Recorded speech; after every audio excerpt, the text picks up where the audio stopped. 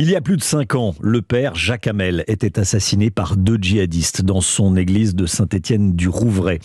Aujourd'hui, les 3 personnes jugées pour cet attentat, toutes membres de l'entourage des assaillants tués dans la foulée de l'attaque, seront fixées sur leur sort.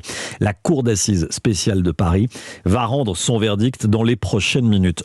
Océane Théard est sur place. Océane, bonjour. Bonjour. Les 3 accusés ont pris une dernière fois la parole ce matin avant l'annonce du verdict. Oui, et des prises de parole assez rapides pour 2 d'entre eux.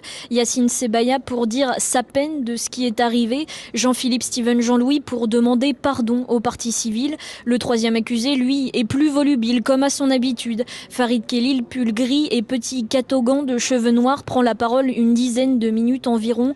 En 6 ans de détention, j'ai changé, répète-t-il. Ses yeux ne quittent presque jamais ce bleu et perçant de Roselyne, la sœur du prêtre assassiné. J'ai changé, je ne suis plus le même homme, Madame Hamel. Sa voix tremble, vacille parfois comme s'il retenait des pleurs, mais il reprend. Je vous ai demandé plein de fois pardon. Ce ne sont que des mots, mais je vous demande de garder foi en moi. Des excuses qui soulagent, confie Angélique, une des filles de Roselyne Hamel. Moi, ça m'a fait du bien. J'étais un peu amère hier soir parce que j'avais pas entendu ça. Et non, je suis assez heureuse. J'espère que ça va les porter, eux, dans leur vie, pour peu qu'ils soient non plus une menace dans leur vie, pour leurs proches et la société. Pour moi, c'est la seule voie, quoi. Le délibéré est encore en cours. Le verdict du procès rendu par la Cour d'assises spéciale de Paris est attendu dans l'après-midi. Océane Théard, merci beaucoup Océane.